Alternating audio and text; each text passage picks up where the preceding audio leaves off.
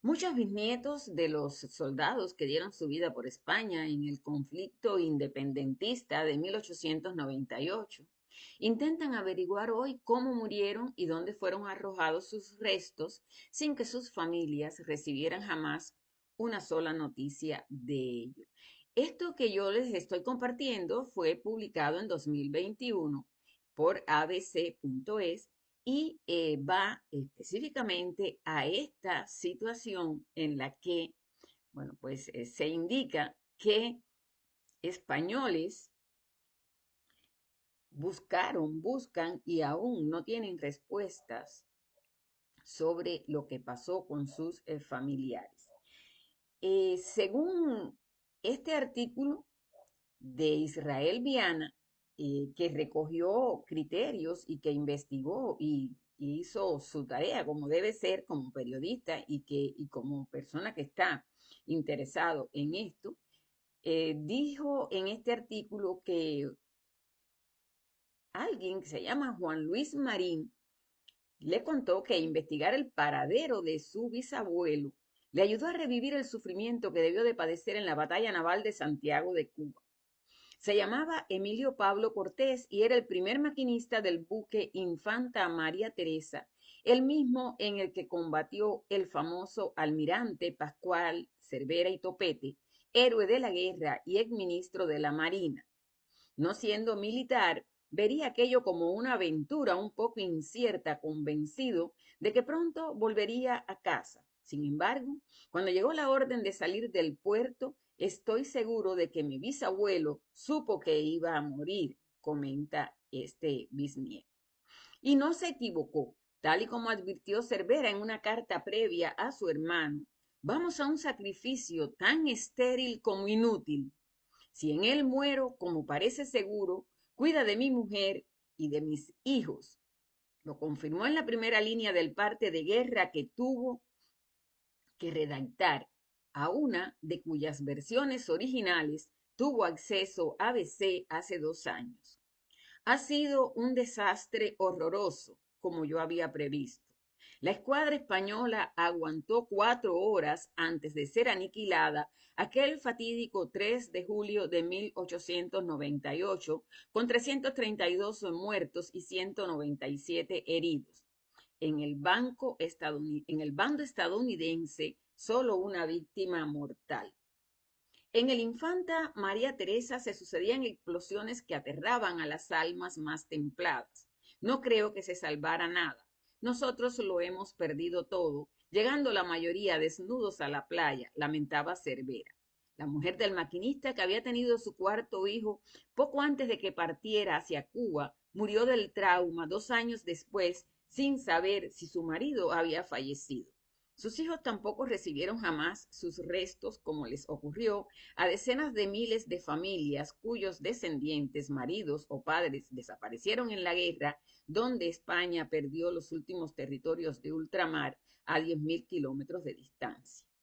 Más de 120 años después, aquella herida sigue abierta, como demuestra la inagotable búsqueda de Martín y de otros cientos de españoles que todavía hoy intentan averiguar en qué batalla de la guerra de Cuba murieron sus bisabuelos o qué enfermedades les arrebató la vida, dónde fueron arrojados sus restos, por qué el gobierno nunca informó a sus familias, qué pensiones recibieron o incluso si sobrevivieron y se quedaron en la isla como consecuencia de aquella repatriación forzosa.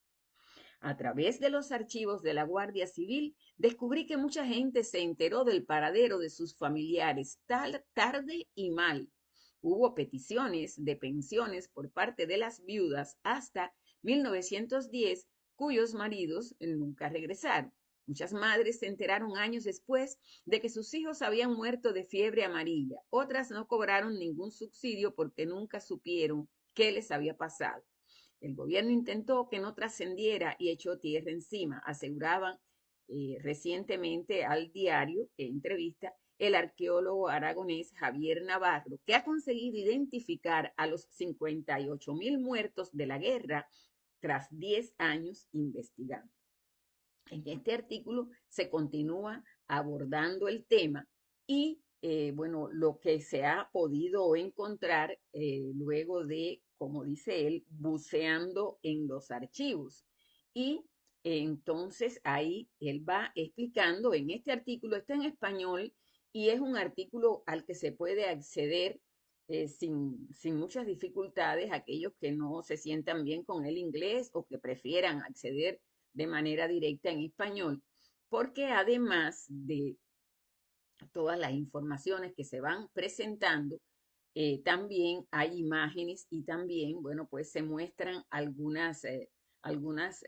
imágenes gráficas y demás de todo lo que ha sido con el trabajo de la investigación y de lo que se ha podido encontrar en los archivos y también, bueno, pues las opiniones, los puntos de vista de los descendientes y de los que, bueno, quieren saber, a pesar de que han pasado 2 siglos, un siglo, a pesar de que han pasado más de 100 años, quieren saber la historia de sus familiares y quieren, bueno, pues tener una explicación y sobre todas las cosas se enfocan en esta historia de eh, poder al menos identificar los familiares desaparecidos y los lugares donde supuestamente y según los análisis que se han hecho pudieran estar eh, sus familiares. Aquí yo me voy a detener en este mapa que ustedes ven aquí y ahora, más allá de decir primero el drama de estas familias, de decir y elogiar que sus descendientes hayan podido buscar, hayan podido acceder a los archivos y puedan hacer sus pesquisas y sus indagaciones en territorio español, no en territorio cubano, es, eh, es algo que, bueno, gracias, que se puede hacer y en definitiva, eh, en medio del dolor y de la tristeza por no saber dónde están sus familiares, al menos la posibilidad que les ofrecen en suelo español de ahondar en estas investigaciones e incluso eh, estas, poder conformar mapa de fosas comunes de Cuba y España con el número de soldados enterrados y olvidados en cada una de ellas, según dice este mapa, que, bueno, pues pone acá el territorio de España, pone acá entonces la zona de Cuba y luego viene a Cuba y enfatiza un poco en los lugares donde hubo batallas, grandes batallas, donde pueden estar, de hecho se han podido identificar algunos de los españoles que han fallecido, los lugares comunes y, bueno, pues sobre todas las cosas, la investigación tiene resultados en el sentido de que se ha podido al menos encontrar respuestas en algunos casos. ¿Por qué yo me voy a detener ahora en el tema cubano? Bueno, porque esto en Cuba minada desde 1959 por un régimen tiránico, totalitario y extremista, este tema no específicamente de los desaparecidos, porque hay otros temas también, cuentan con un control absoluto por parte de las autoridades del país, esas autoridades extremistas, esas autoridades que responden a los postulados del Partido Comunista y que tiene bajo su poder y bajo su control archivos, bibliotecas y lugares donde se puedan, museos también, y otros lugares donde se ha atesorado o se puede atesorar información valiosa de la historia del país. ¿Qué sucede? Puede darse hasta 1959, hasta y desde siglo XVIII, siglo XIX, XX hasta 1959, que las informaciones y todo esto eh, que se iba, bueno, pues guardando, se iba manteniendo en control de cementerios, de morgues, de los archivos, podía ser revisada y se podía acceder. Pero ¿cuál es mi punto? Mi punto es que una vez que en 1959 llega al poder Fidel Castro y el grupo de comandantes, bandoleros, bandidos, criminales y entre ellos también sus hermanos, la mayoría de sus hermanos y su hermano Raúl Castro con más poder que el resto y el que le ha sucedido por los siglos de los siglos sin amén, porque todavía está por ahí. Ellos pues fueron poniendo sus pautas, fueron poniendo sus leyes y todo lo que se comenzó a reportar, todo lo que se comenzó a contabilizar desde esa fecha, inmediatamente pasó a formar parte de los archivos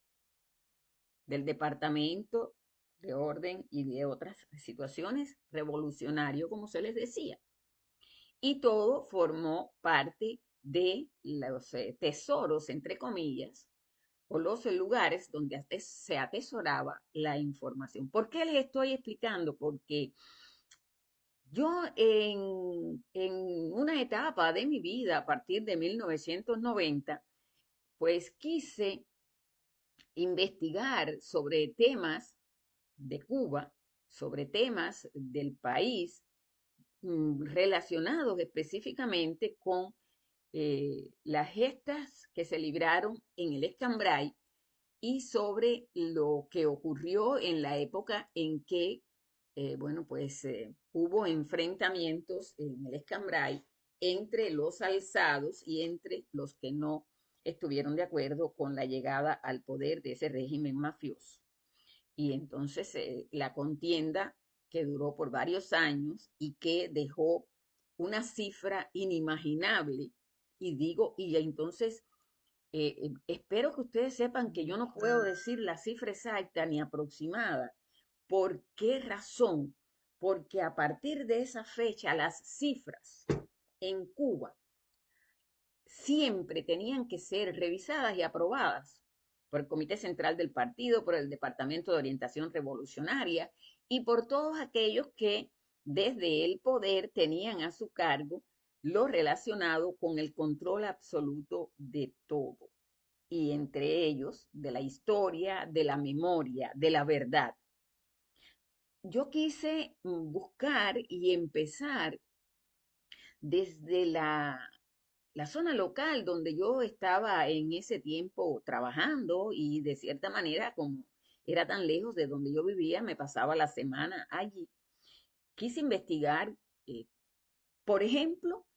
cuántos hombres se murieron en el Escambray, cuántos fueron detenidos, cuántos fueron eh, juzgados y cuántas familias, qué número exacto de familias fueron desplazadas por la fuerza, las convirtieron en cautivos y los sacaron de allí del Escambray y los llevaron a vivir hacia otras regiones alejadas de la zona central de esa zona del Escambray. Y nunca pude obtener ningún tipo de información veraz.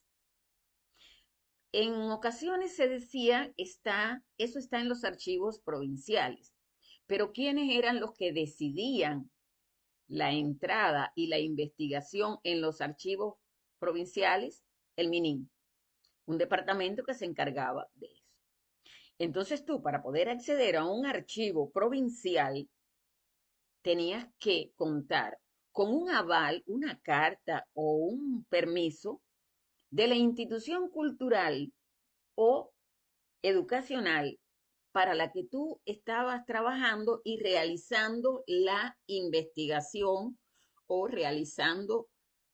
la búsqueda de informaciones y demás. Si tú no contabas con ese permiso, tú no podías acceder. primero que todo. Segundo, a mí nunca, este segundo lo voy a decir en qué sentido. S- Leí, encontré publicaciones en las que los autores de esos trabajos eh, explicaban que habían encontrado en los archivos esa información, que esa información estaba registrada en los archivos, lo que me hizo pensar siempre que ellos tuvieron acceso, porque si no hubieran tenido acceso o estaban mintiendo, algo que también es posible, o sencillamente tuvieron acceso a un grado determinado de información o lo inventaron o se quedaron con lo que le dijeron a ellos los encargados de sacar y poner a la luz de todos las cifras y demás. Pero a los datos reales, reales, para llegar, para mirar, había que tener permisos y autorización de alta gama, por decirlo de alguna manera, a diferencia de la forma en que me está dando este investigador el resultado de sus pesquisas en la zona, en los distintos lugares en España, donde él estuvo para tener un acercamiento con relación a sus familias y a los descendientes y a los que estaban interesados. Vamos por esta parte. En el caso de este artículo, que me parece muy bien que en España se haga,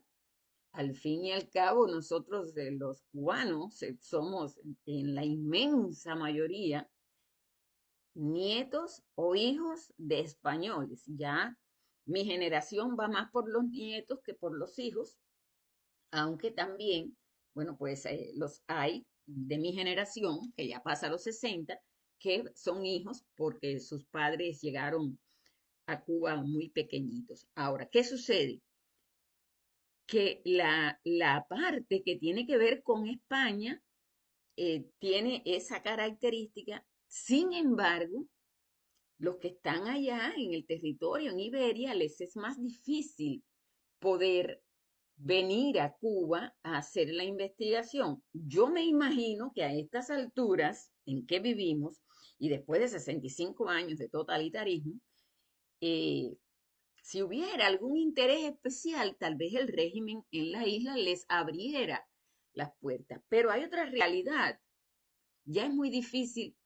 que pasado tanto tiempo puedan ellos tener la certeza de esto, porque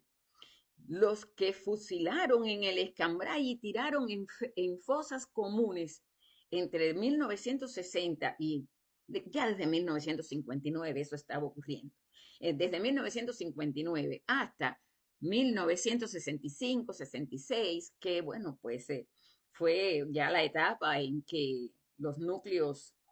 insurgentes mermaron a un grado extremo y desde distintos lugares ya se veía claro que no quedaban focos insurgentes en las montañas. Desde esa época, esos fusilados, esos hombres que murieron en los enfrentamientos que hubo, los enfrentamientos armados que hubo en la zona, y otros que capturaron y que por alguna razón, y que por la razón obvia, bueno, pues ese régimen los llevó a calabozos y de ahí los llevó algunos heridos a hospitales y demás. ¿Qué pasó con ellos? Nunca se supo en muchos casos dónde están esos cuerpos. En la investigación que yo hice, me tuve que quedar con la narrativa popular, me tuve que quedar con la información que de manera casi que, casi que secreta me dieron algunos familiares de sus, eh, de sus, eh, de sus hijos, hermanos, esposos, padres. O me tuve que quedar con el relato de los vecinos que supieron lo que le había pasado a aquella familia. Me hablaban en voz baja y así lo cuento siempre porque los que quedaron con vida, los que vivieron aquella cruzada heroica por parte de los patriotas cubanos e infame por parte del régimen comunista, que quedaron con vida, que no fueron no fueron sacados por la fuerza y llevados hacia los pueblos cautivos, lo contaban en voz baja para evitar mucho más de lo que ya habían tenido que ver y pasar. Por eso hoy, en este momento en que también se habla de una cifra aún indeterminada de desaparecidos en la zona de Valencia, con esta gota fría, estas inundaciones, yo he pensado tanto en cuántas situaciones en común hemos tenido los cubanos y los españoles allá en Iberia y cómo todavía, eh, hasta hace, hasta hace un año, digamos, España, bueno, pues tenía esta posibilidad de la búsqueda y demás, y todavía quedan muchos archivos y muchos lugares. Pero bueno, yo ahora con esto que ha pasado, esto que está pasando en España, yo dudo mucho que en un tiempo, no voy a decir corto, pero bueno, voy a decir en un tiempo indeterminado que pueda llevar un año o tal vez más, se llegue a tener constancia de los desaparecidos en este horror que se ha vivido allá. Como mismo dudo que en Cuba, en una Cuba libre, en una Cuba donde estos infames no estén en el poder y donde se pueda iniciar el verdadero camino de la libertad, desprovistos de esa narrativa de siempre y desprovistos de todo ese discurso impuesto de la izquierda herbívora. Yo pienso que también va a ser difícil poder llegar a, a un estudio exacto o muy cerca de lo exacto con relación a los desaparecidos en todos estos 65, 66, van a ser ya años, porque más allá de lo que el régimen no te ha dejado ver, no te va a dejar ver, también hay muchos nombres y muchos datos que nunca llegaron al lugar. Yo antes de irme de Cuba en el año 2003, 2004, por allá, yo creo que por última vez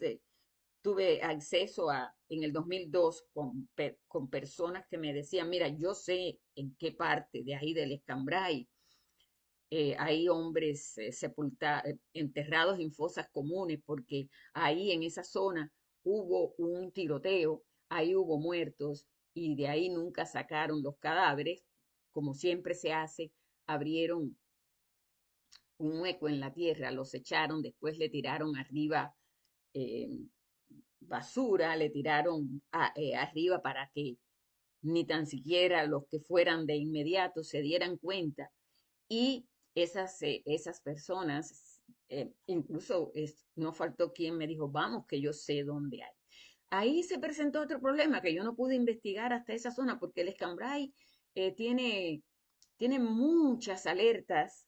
en muchos lugares que dice zona militar, no puedes pasar, no pasar zona militar, bueno, no lo dice en inglés, porque en inglés sería no trespasen, pero bueno. Y pasar esas advertencias sería un problema muy, muy grave. Después, en los años en que trabajé en Radio Martí, también recibí muchas llamadas de Cuba pidiéndome que eh, me comunicara con este, con aquel, con el otro, y siempre me daban nombres y teléfonos de personas de la zona del Escambray que me contaron cuando yo los llamaba para conocer cuál era su situación y demás, me contaron de familias que no sabían dónde estaban sus seres queridos, de una madre que, bueno, dos hijos murieron en un enfrentamiento en una zona montañosa en el Cambrai y nunca ella supo, que ellos habían ido a todas partes, que habían apelado a todo lo posible y hasta lo imposible, por decirlo de alguna manera, en la isla, para al menos que las autoridades le dieran información. El señor con el que yo hablé me dijo, yo revisé, yo me fui a la zona del combate, yo busqué por allá a ver si encontraba los cuerpos, a ver si encontraba en algún lugar un indicio de que los hubieran enterrado y tampoco encontré nada. Habían pasado ya 50 años casi, sí, por allá, eran como 50 años de lo que él me contó. Y el hombre ya que había sido un adolescente cuando eso ocurrió, que ya era un hombre bastante adulto, me dijo, mi tía murió sin saber nunca dónde estaban sepultados sus hijos, o al menos tener una idea. Y ella quedó marcada por esa historia y su mente ya pues sufrió y ella al final ya cuando murió no tenía razón, o sea, el dolor la aplastó. Y él me decía que ya él había perdido toda esperanza y entonces me habló de otros vecinos, de otros conocidos. Y bueno, cuando yo preparé mi libro, Osvaldo Ramírez, El Camino del Guerrero en la Batalla Desigual, yo pude conversar muchas horas con su esposa y con uno de sus hijos, que lleva el mismo nombre de Osvaldo, Osvaldito. Yo pude conversar con ellos y ellos siempre me afirmaron que no tuvieron ningún tipo de explicación sobre el cuerpo y tampoco el lugar donde estaba sepultado Osvaldo Ramírez, pese a que en la zona de Santa Clara había un lugar donde había varios nichos y en esos nichos se decía, algunos tenían por fuera los nombres de distintos alzados que murieron en el Escambray. Ellos no creyeron nunca en esa versión, porque para poder creer en esa versión había que abrir esos nichos, entrar hasta allí y hacer una prueba de ADN para él confiar en la paternidad o en el lazo sanguíneo. Y eso en Cuba tampoco se puede hacer. Usted en otro país, en España, en Estados Unidos, en cualquier país donde haya un poco de libertad, usted puede acceder a lugares donde de una manera o de otra encuentra respuesta a esto. Pero en Cuba tampoco se puede hacer. Por eso es que hoy quiero compartirles a ustedes estas dos historias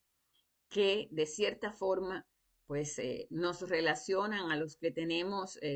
ancestros en Iberia, en Canarias, y a los que también procedemos de la isla de Cuba. Y como siempre, bueno, pues tener la fe y la esperanza de que al menos en España, si este comunismo no sigue avanzando allí, si este desastre no sigue avanzando en ese lugar, más tarde, que, que ya les digo, no espero que, no voy a decir temprano porque teniendo en cuenta todo lo que se está dando, no creo que en un mes o dos se pueda determinar. Espero que en algún momento al menos puedan saber si es cierto que se los llevó el mar, si los encuentran sepultados bajo tanto lodo, si al menos se puede tener una idea. Amigos, bueno, como siempre, los invito a seguir este canal, los invito a seguirme en las redes sociales X, Instagram, y bueno, pueden ir a Facebook donde comparto estos contenidos, pero por sobre todas las cosas, los invito a seguirme en La Frontera Transparente, dar clic en la almohadilla azul donde dice seguir este blog y siempre que yo publique estos temas, en la frontera transparente, dejo los accesos a los sitios y aquí en este canal de YouTube les digo a ustedes,